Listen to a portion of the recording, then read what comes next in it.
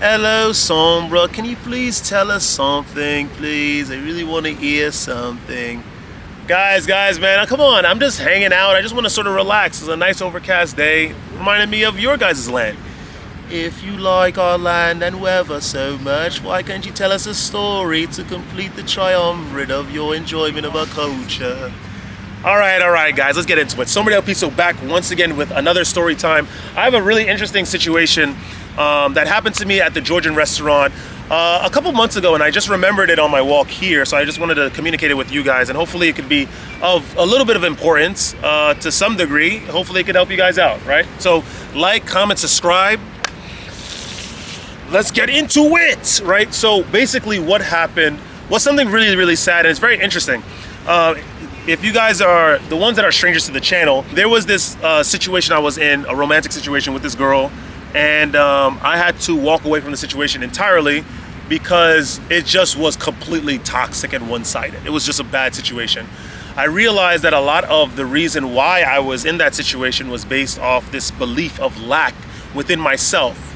I had all of these beliefs of semen retention, of the Bible then, but it's just because I wasn't getting a response from the outside, I felt that I was less than. I felt that I wasn't worthy, or there's something inherently wrong with the way that I carried myself. I had to walk away from that situation because it was just very, very revealing of me, and the more that was being revealed of what I carried with myself or within myself, the more I realized that I don't need to accept the situation like that, because I'm not gaining anything, I'm not learning anything besides that, you know?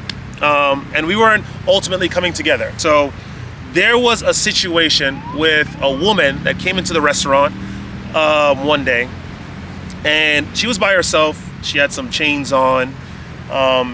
She looked like, you know, she kept to herself a lot. But I was just interested in what she had to say. I'm interested in what a lot of people have to say because they're people. I'm interested in people. And so we had a conversation. I spoke with her.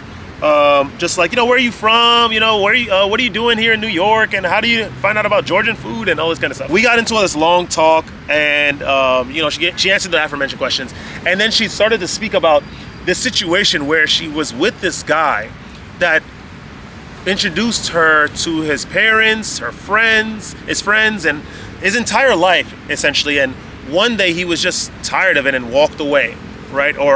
And such. But what was interesting is that a lot of the terms that she was like using things like avoidant. Oh, he was very avoidant, and he has avoidant attachment, and he acted like this and pulled away every time I gave him love, and whenever I pulled away, he came back and wanted love, but it was always on his terms, and so on and so forth. And it was very interesting because it was very similar to the situation that I was with this girl, and it made me very, very sad, like full of peril, to be honest.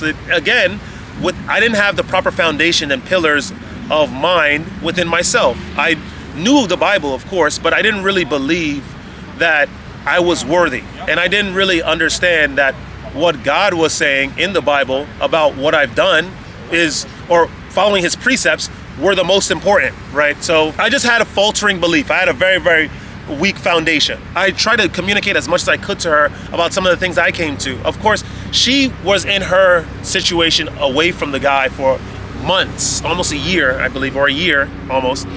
And I told her, you know, I don't know what took over me, but I felt compelled to like touch her, you know, because she kept speaking so much about this guy, and it looked like it really bothered her. Like it really troubled her spirit. Her heart was, I could feel it. I can't really describe it, but it felt like she was very, very sad, like very, very down. But you couldn't tell by just looking at her face because, you know, she seemed like a little, you know, giddy talking about it, and you know, happy about the information that she knew. And I told her that, I just grabbed her hand and I told her that what he did is not any reflection of who you are or what you lacked or what you refused to bring or how you refused to show up in that relationship with him. You did the best you can, but some people are just incapable of meeting you where you are. Some people are incapable of maintaining the aptitude, having the capacity to grow and to evolve. A lot of people in the world are like this. The majority of people in the world are like this. When people are used to a certain way of living and people act like that adhering to that point of view and reinforcing that point of view in that person, the person will continue to act this way until someone else comes with light, with a different way, a real way that people could feel that it's an objectively good way. But people don't want to change. They refuse to change. And that shows a lot of lack on their end. They don't have the energy, they don't have the capacity, they don't have that force for change. And so what they'll do is constantly knock you down. They'll constantly make you feel small and make you feel unworthy. And I told her everything that I'm telling you now. I said, there's nothing about you that's wrong. What I see, I don't know you a lot, but you seem like someone that can communicate well and has a good heart. And she started to tear up a bit. She started to cry. And I said, and she's like, I wish I could believe that. And I said, you can. Just because they don't get their just desserts or get what you believe that they deserve doesn't mean that you've lost or you did anything wrong. Or just because you feel like you're the only one suffering and crying and mourning about it doesn't mean that what you've done is wrong. I didn't want to get into the deeper aspects that where everyone is really heathen. A lot of their physical habits are based on their metaphysical habits. They don't have any belief in God, and so they do things indirectly for darkness, and that spills out into the interaction between forces and people in relationships. And so the greater, which is the one of light, will always be taken from by the lesser, which are the people that follow the invocations of demons, follow the will of Satan. They like fornication and drinking. I didn't want to tell her all of that, but I basically explained to her that people like to stay in their own patterns and they're afraid of change. Individuals are conditioned by their environment and by social media or whichever for their entire lives. They know nothing about how the world really is, and so they remain in their bubbles. And when you come in with light, they are afraid of that. And I want to maybe sort of talk to you guys about what you guys believe in regards to what just happened or the situation, or you find some similarities with this situation for your own personal lives.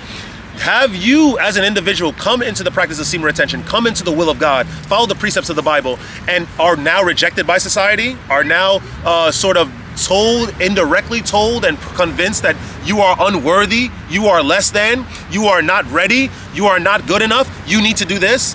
When you do that, gentlemen, when you do that, ladies and gentlemen, I don't know if there are some still women that watch the channel, but when you are in a situation like that, guys, you need to understand that it's no reflection, the way that people treat you are of no reflection or no result of how you are. Not exactly.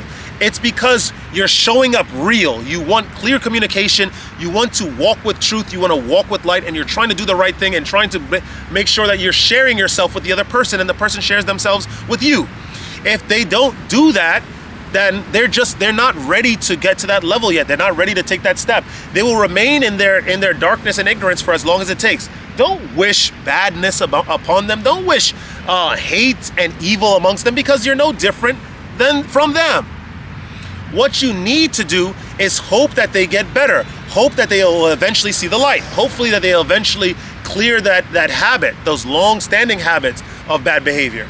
This is the world at large. You'll see this in all races, all cultures. We have individuals from, like I said, from Eastern Europe that are so tied. Their personalities are inextricably linked to them, to their nationality and their ethnicity, when who they are is way better. Their elites don't think of it like that. Their elites use their ethnicity to manipulate people of similar ethnicity to follow and support their degenerate ways, which are amongst all ethnicities, all people that are elites, all people that serve the dark one, all the ones that partake in fornication and spread that amongst the populace. They don't understand that yet. They'll get there. But that's the world at large. You are dealing as someone that's walking in compassion and naivety, not with ignorance of hate and evil, but naivety in terms of how compassionate, how unboundingly compassionate you are. People that you're dealing with are the aforementioned ones, the ones that tie their identity to their ethnicity, that decide to remain conditioned by the things of the world forever and refuse to look outward beyond it. It is okay. It is not a reflection of your lack. It is only a broadcast and a showcase of what these guys are lacking. Keep moving forward. And I told her that when she was about to leave, I gave her a hug. I gave her a drink on the house, of course. And I said, you're gonna be fine. We're gonna get through this. This is nothing, So I don't know. I hope that story sort of helped you guys. I hope it helped me in the situation that I was, speaking with her about it with.